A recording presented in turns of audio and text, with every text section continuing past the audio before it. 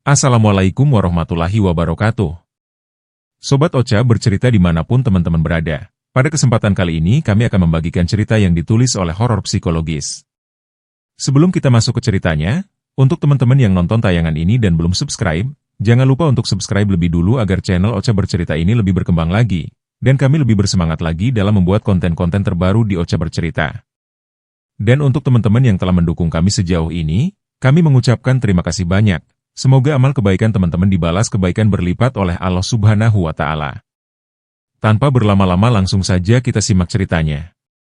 Diteror Kunti. Namaku Aini, seorang mahasiswi semester 4 yang tinggal di sebuah kos sederhana di pinggiran kota. Aku dikenal sebagai orang yang cukup berani, meskipun tidak bisa dibilang pemberani. Aku tinggal bersama sahabatku, Rosa, di kamar kos kecil yang nyaman. Kami sering melakukan segala hal bersama mulai dari belajar, belanja kebutuhan sehari-hari, hingga makan malam di luar. Malam itu sekitar pukul 8 perut kami keroncongan. Aku dan Rosa memutuskan untuk membeli makan malam di warung favorit kami yang jaraknya lumayan jauh. Biasanya kami melewati jalan pintas, tapi malam itu kami memilih rute yang lebih jauh karena jalan pintas terlalu gelap, dihiasi pohon bambu tinggi yang selalu memberiku perasaan tidak nyaman. Ani, ayo cepetan lapar nih. Keluh Rosa sambil menarik lenganku. Iya ya, sabar. Entar aku juga mau beli es teh biar lengkap makan malam kita, jawabku sambil terkekeh. Setelah membeli makanan kami langsung bergegas pulang. Udara malam itu dingin dan jalanan sepi. Motor yang kukendarai melaju pelan di jalanan yang remang-remang. Kami mencoba mengobrol untuk mengalihkan rasa takut meskipun tak bisa kupungkiri, suasananya membuat bulu kuduk berdiri. Ani pernah dengar cerita soal jalan ini gak? Ditanya Rosa tiba-tiba. Aku menoleh sedikit ke arahnya. Cerita apa? Jangan aneh-aneh, Ros. Sumpah ada yang bilang pernah lihat bayangan putih melayang di jalan ini. Tapi entahlah, mungkin cuma rumor. Ya ampun, Ros. Ngapain cerita begituan sekarang? Nanti kalau kita lihat beneran gimana, ya aku mencoba bercanda untuk menutupi rasa takut. Kami terus melaju sampai di pertigaan yang harus kami lewati untuk menuju kos. Jalannya sedikit menanjak di sana dan suasananya semakin sepi. Lampu jalan di sekitar itu banyak yang mati, hanya ada cahaya samar dari bulan. Tiba-tiba aku merasakan Rosa menarik jaketku dengan sangat kuat dari belakang. Ros, kenapa? Tanyaku panik sambil menoleh sedikit. Dia tidak menjawab, hanya diam sambil melingkarkan tangannya erat di pinggangku. Tangannya dingin bahkan menembus jaket tebal yang kupakai. Aku langsung melirik spion, berharap bisa melihat apa yang terjadi. Tapi yang kulihat malah membuatku merinding. Rosa duduk sambil menunduk, tubuhnya makin mendekat ke arahku, dan tangannya mencengkeram jaketku semakin kuat. Ros, kamu kenapa? Tanyaku lagi, kali ini lebih keras. Dia tetap diam. Aku mulai panik. Dua kemungkinan langsung terlintas di pikiranku. Apakah yang duduk di belakangku bukan Rosa atau ada sesuatu yang menempel di belakang Rosa? Tanpa pikir panjang aku langsung tancap gas. Motor melaju kencang di jalan yang menanjak itu sampai akhirnya aku lupa mengerem ketika tiba di depan kos. Motor kami berhenti mendadak dengan sedikit benturan di pintu gerbang kos. Ros, turun, seruku. Rosa langsung melompat turun dari motor dan berlari menuju pintu kos. Tangannya gemetar saat mencoba membuka kunci pintu. Aku segera mematikan motor dan bergegas mengikutinya masuk. Begitu pintu tertutup dan terkunci, Rosa duduk di lantai dengan lemas. Wajahnya pucat, dan matanya terlihat kosong. Ros, kamu kenapa sih? Tanyaku masih berusaha menenangkan napas yang tersengal karena panik. Dia menatapku perlahan, lalu berkata dengan suara bergetar, Ani, tadi pas di tanjakan aku lihat sesuatu. Lihat apa? Tanyaku penasaran meskipun sebenarnya aku tahu aku tidak akan suka dengan jawabannya. Di atas kepala kita. Dia terdiam sebentar, mencoba mengatur napas. Aku lihat kuntilanak melayang. Darahku serasa berhenti mengalir. Aku mematung, tidak tahu harus berkata apa. Kuntilanak? Serius, Ros? Rosa mengangguk sambil menutup wajahnya dengan kedua tangan. Iya, aku gak berani bilang apa-apa tadi. Aku takut kalau aku bilang dia malah ngejar. Aku cuma bisa meluk kamu biar gak lihat kemana-mana. Ngeri banget, Ani. Aku merasakan tubuhku mulai lemas. Kami sama-sama terdiam di dalam kamar, tidak lagi berani membicarakan hal itu. Makanan yang kami beli hanya diletakkan begitu saja di meja. Tidak ada selera untuk makan. Udahlah, Ros. Kita tidur aja. Biar besok semuanya lupa, kataku akhirnya. Dia hanya mengangguk. Aku segera mengunci pintu kamar memastikan tidak ada celah yang terbuka, lalu kami berbaring di tempat tidur masing-masing. Namun aku tahu malam itu tidak akan berakhir dengan tenang. Meski tubuhku sudah berbaring di kasur, pikiranku tidak berhenti berputar. Kata-kata Rosa terus terngiang-ngiang, kuntilanak melayang di atas kepala kita. Aku mencoba meyakinkan diriku bahwa itu hanya hayalan atau mungkin penglihatannya salah. Tapi kenapa suasana malam tadi begitu mencekam? Rosa, kamu udah tidur? Tanyaku pelan dari tempat tidurku. Belum ada jawaban. Aku melirik ke arahnya.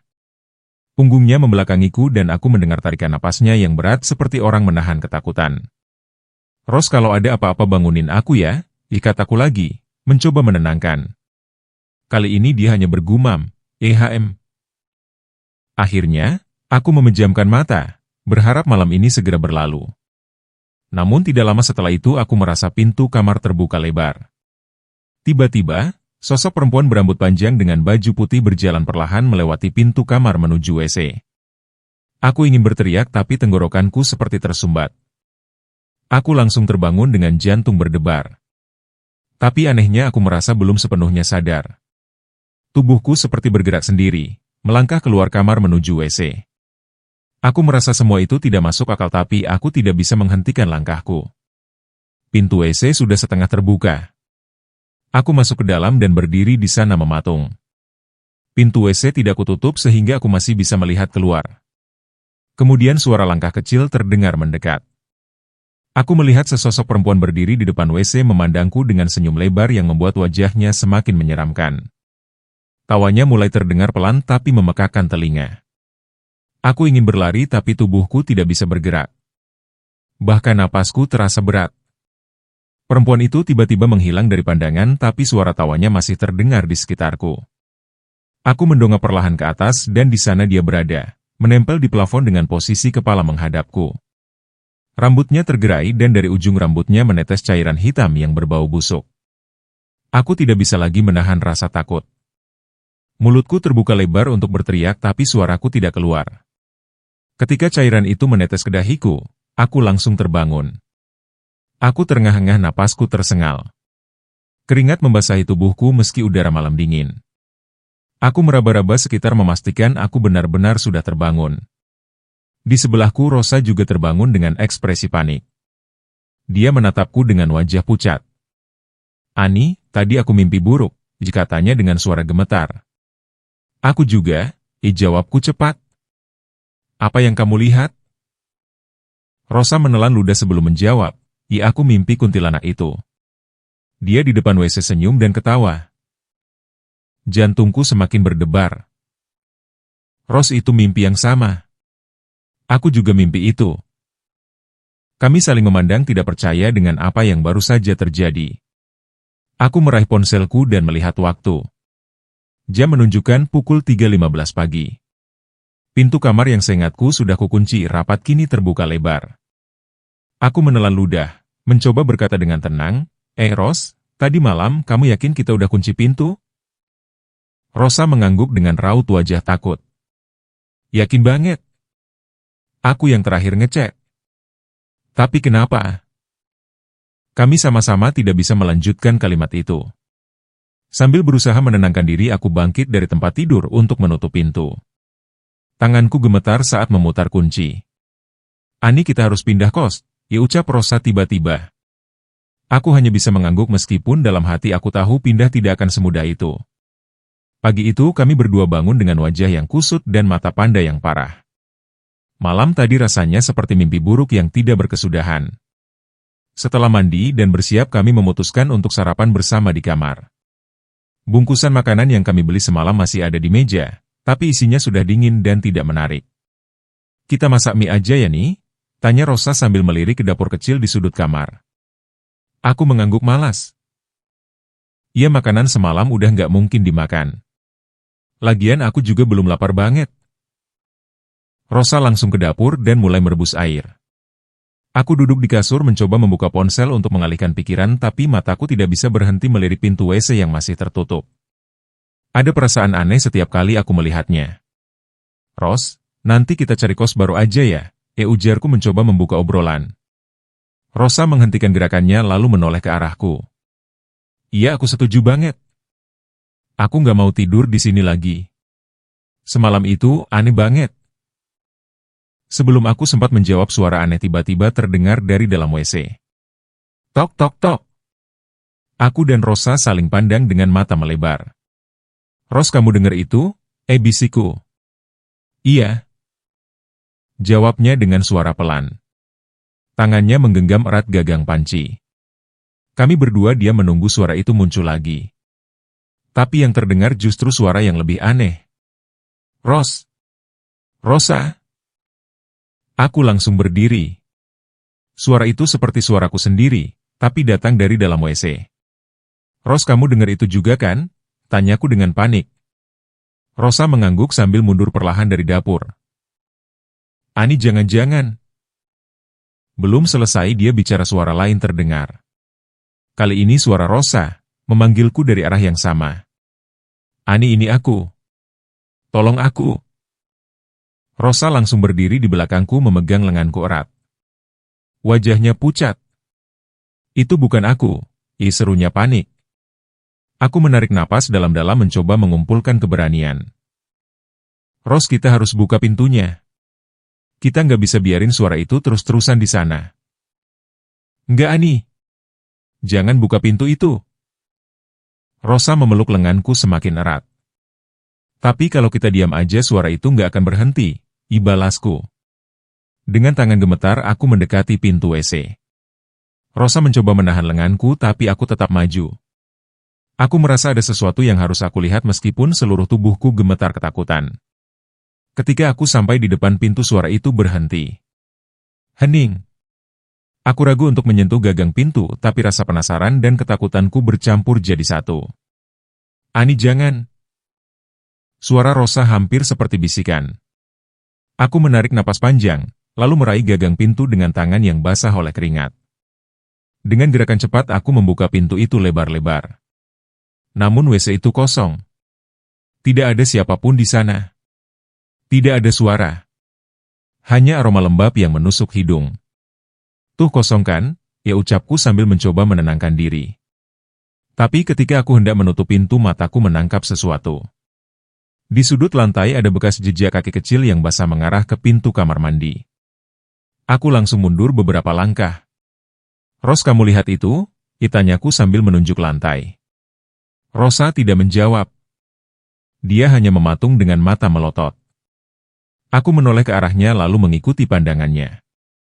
Dia menatap ke arah cermin yang tergantung di dalam WC. Di sana samar-samar terlihat bayangan seorang perempuan dengan rambut panjang dan wajah pucat menatap kami dari balik pantulan. Dia tersenyum, lalu perlahan menghilang seperti kabut yang memudar. Ani, teriak Rosa sambil menarik tanganku keluar dari kamar mandi. Kami berdua langsung berlari ke kasur, duduk bersebelahan sambil memeluk lutut. Pintu WC ku biarkan terbuka tapi aku tidak mau lagi mendekatinya. Rosa akhirnya bersuara, kita harus pergi dari sini. Hari ini juga. Aku hanya bisa mengangguk, tidak bisa berkata apa-apa. Hari itu kami memutuskan untuk tidak menunda lagi. Setelah kejadian pagi tadi, aku dan Rosa segera mencari kos baru. Kami membagi tugas, aku bertugas mencari informasi secara online, sementara Rosa menghubungi teman-temannya yang mungkin tahu tempat kosong di sekitar area kampus. Aku nemu satu, Ros. Dekat kampus katanya masih ada 2 kamar kosong. Kita coba hubungi. Tanyaku sambil menunjuk layar ponsel. Rosa yang sedang menelepon seseorang mengangkat jarinya memberi isyarat untuk menunggu. Setelah beberapa saat dia menutup teleponnya dan menoleh padaku. Temanku bilang ada satu kos kosong di belakang kampus. Dekat warung makan yang sering kita datengin. Kamu mau coba cek langsung aja? Aku mengangguk cepat. Oke, yang penting kita bisa keluar dari sini secepatnya. Setelah memastikan lokasi kos yang direkomendasikan, kami bergegas keluar. Kami meninggalkan kamar dalam keadaan seadanya hanya mengunci pintu sebelum pergi. Namun saat akan turun, tangga perasaan aneh kembali muncul. Tangga kos itu sepi seperti biasa, tapi kali ini ada hawa dingin yang tidak wajar. Setiap langkah yang kami ambil terasa berat seperti ada yang memperhatikan dari belakang. Aku sesekali menoleh memastikan tidak ada apa-apa, tetapi entah kenapa bulu kuduku terus berdiri. Rosa, kamu ngerasa ada yang aneh nggak? Ibisiku sambil melirik ke belakang. Rosa mengangguk pelan. Dari tadi aku ngerasa kayak ada yang ngikutin. Kami mempercepat langkah. Saat sampai di lantai dasar, aku menoleh ke arah tangga sekali lagi. Mataku membelalak saat melihat sekilas bayangan hitam melintas di sudut pandang. Cepat, Ros, seruku sambil menarik tangannya. Kami berlari keluar dari kos tanpa menoleh lagi. Di luar cahaya matahari terasa seperti perlindungan. Kami berhenti sejenak untuk menenangkan diri di depan warung kecil mencoba mengatur napas. Apa itu tadi? Tanyaku dengan suara bergetar. Rosa hanya menggeleng. Aku nggak lihat apa-apa. Tapi rasanya nggak enak banget. Setelah membeli air mineral di warung, kami melanjutkan perjalanan ke kos yang direkomendasikan. Lokasinya tidak terlalu jauh, hanya butuh waktu sekitar 10 menit berjalan kaki. Namun sepanjang perjalanan aku tidak bisa menghilangkan perasaan bahwa sesuatu masih mengikuti kami. Ketika sampai di kos baru, kami disambut oleh pemilik kos, seorang ibu-ibu ramah yang mengenakan daster bunga-bunga. Kami langsung melihat-lihat kamar yang ditawarkan. Kamar itu terasa nyaman, jauh lebih terang dan bersih dibandingkan kamar kami sebelumnya. Saya ambil, Bu, ucapku cepat tanpa pikir panjang. Rosa hanya mengangguk setuju. Kami berdua terlalu lelah untuk berpikir lama-lama. Namun, saat hendak keluar dari kamar baru itu, aku mendengar sesuatu yang membuat langkahku terhenti. Tok, tok, tok. Suara itu terdengar samar, seperti suara ketukan dari dalam lemari pakaian yang ada di kamar tersebut. Si ibu tersenyum. Oh iya, Nak. Lemari itu memang bawaan penghuni sebelumnya. Tapi sudah dibersihkan, kok? Aku mengangguk mencoba menenangkan diri. Setelah melihat kamar, kami kembali ke kos lama untuk mulai mengemas barang-barang. Namun saat kami masuk ke kamar, suasananya terasa jauh lebih berat dari sebelumnya. Seolah-olah sesuatu yang tak terlihat marah karena kami akan pergi. Ani, kita buru-buru aja ya. Jangan lama-lama di sini, kata Rosa sambil membuka lemari untuk mengambil pakaian. Aku mengangguk dan mulai memasukkan barang-barang ke dalam koper. Tapi saat aku mengambil tas dari bawah meja, aku melihat sesuatu yang membuat jantungku hampir berhenti. Di bawah meja itu ada jejak kaki kecil yang basah, sama seperti yang aku lihat di kamar mandi pagi tadi. Ros, suaraku bergetar. Rosa menoleh dan melihat ke arah yang aku tunjuk. Wajahnya langsung pucat. Kita harus pergi sekarang juga, ucapnya tegas. Kami langsung mengemasi barang-barang dengan panik, tidak peduli lagi apakah semuanya terlipat rapi atau tidak. Yang penting kami bisa keluar dari kamar itu secepat mungkin. Namun saat kami hendak keluar, suara ketukan itu kembali terdengar, kali ini dari arah pintu kamar. Tok, tok, tok. Kami berdua saling pandang dengan wajah penuh ketakutan. Ani, buka pintunya, bisik Rosa. Aku menelan ludah lalu dengan tangan gemetar membuka pintu perlahan. Namun di luar tidak ada siapa-siapa. Hanya koridor kosong yang sepi. Kita harus keluar sekarang juga, ucapku sambil menarik tangan Rosa. Kami berlari meninggalkan kos itu dengan barang seadanya. Bahkan aku lupa apakah sudah mengunci pintu atau belum. Yang ada di pikiranku saat itu hanyalah menjauh sejauh mungkin dari tempat itu. Setelah meninggalkan kos lama, kami memutuskan untuk kembali ke kos baru lebih awal daripada rencana. Hari itu kami tidak sempat membawa semua barang, tetapi aku dan Rosa sepakat untuk kembali esok pagi dengan bantuan teman-teman. Kami terlalu takut untuk kembali sendirian. Malam itu di kos baru, suasananya jauh lebih tenang. Aku dan Rosa mencoba menenangkan diri dengan menata barang-barang seadanya yang sudah kami bawa. Kos ini terasa lebih nyaman. Tidak ada hawa aneh, tidak ada suara-suara ganjil. Namun aku tidak bisa sepenuhnya tenang. Bayangan kejadian tadi terus menghantui pikiranku. Aku tahu Rosa juga merasakannya. Dia lebih pendiam daripada biasanya, duduk di sudut kamar dengan ponselnya. Ros, kamu yakin kita udah benar-benar lepas dari gangguan itu? Tanyaku memecah keheningan. Rosa mendongak lalu menghela napas panjang. Aku nggak tahu Ani.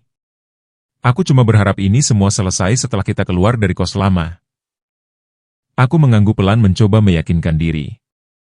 Mungkin memang cuma di situ tempatnya, ya. Di sini harusnya aman. Namun saat malam semakin larut aku mulai merasa ada sesuatu yang tidak beres. Saat aku berbaring di tempat tidur mataku terus mengarah ke lemari pakaian di sudut kamar.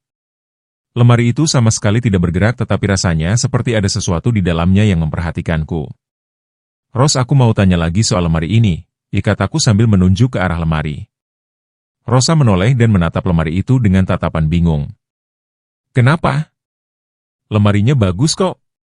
Kamu takut kejadian kayak di kos lama terulang? Aku mengangguk pelan. Aku cuma gak nyaman sejak tadi rasanya aneh. Kita coba buka aja yuk. Ucap Rosa tiba-tiba.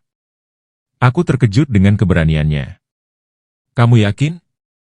Kalau ada sesuatu di dalam gimana? Ya mending kita tahu sekarang daripada terus parno, jawabnya tegas. Aku akhirnya setuju. Dengan perasaan cemas aku dan Rosa mendekati lemari itu. Rosa menggenggam gagangnya dan menarik pintu lemari perlahan. Saat pintu terbuka kami melihat pakaian bekas tergantung rapi di dalamnya. Tidak ada yang aneh, hanya beberapa baju tua yang sudah usang. Tuh kosong kan? Kata Rosa sambil tersenyum lega. Aku menghela napas mencoba menenangkan diri. Namun saat aku hendak menutup lemari itu sebuah aroma aneh mulai tercium. Bau busuk seperti bangkai yang sudah lama membusuk. Ros, bau apa ini? Tanyaku sambil menutup hidung. Rosa juga terlihat bingung. Dia mengendus udara di sekitarnya lalu matanya melebar. Bau ini, sama kayak yang aku cium waktu lihat kuntilanak di atas motor Ani. Jantungku langsung berdegup kencang. Aku menatap lemari itu dengan takut-takut berharap bau itu hanyalah imajinasiku. Namun bau busuk itu semakin kuat dan tiba-tiba terdengar suara tok-tok-tok dari dalam lemari. Kami mundur beberapa langkah dengan wajah pucat. Rosa memegang tanganku erat-erat berbisik dengan suara gemetar. Ani, kita keluar sekarang. Aku mengangguk tanpa pikir panjang. Kami segera mengambil ponsel dan kunci kamar lalu berlari keluar tanpa menoleh ke belakang. Saat berada di luar kamar kami bertemu dengan pemilik kos yang sedang menonton televisi di ruang tamu. Lo, kalian kenapa keluar malam-malam? Tanyanya heran. Rosa tidak langsung menjawab. Aku yang akhirnya membuka suara meskipun masih gemetar. Bu, lemari di kamar itu, bau busuk terus ada suara ketukan dari dalamnya. Wajah ibu kos langsung berubah. Dia tanpa ragu sejenak sebelum akhirnya menghela napas panjang. Lemari itu memang sudah lama ada di kamar itu, Nak. Sebenarnya, penghuni sebelumnya sering mengeluh hal yang sama tapi saya pikir mungkin mereka cuma terlalu lelah dan berimajinasi. Bu, kalau memang sudah ada yang mengeluh, kenapa lemari itu nggak dibuang? Tanya Rosa dengan nada kesal. Si ibu menggeleng pelan. Lemari itu, katanya, nggak bisa dipindahkan. Setiap kali ada yang mencoba membuangnya selalu ada kejadian aneh. Bahkan ada yang pernah mimpi buruk terus-terusan setelah menyentuh lemari itu. Kami terdiam tidak tahu harus berkata apa. Sudah, kalau kalian tidak nyaman pindah saja ke kamar sebelah. Saya akan coba cari solusinya nanti, dilanjutnya dengan nada menyesal. Kami akhirnya pindah ke kamar lain malam itu juga. Meski kamar baru itu tidak memiliki lemari, aku dan Rosa merasa jauh lebih tenang. Namun saat aku mencoba tidur perasaan tidak nyaman itu kembali muncul. Aku menutup mata tetapi bayangan lemari itu terus menghantuiku. Bau busuknya, suara ketukannya, semuanya terasa begitu nyata. Malam itu, aku bermimpi. Dalam mimpi, aku melihat kamar lama kami.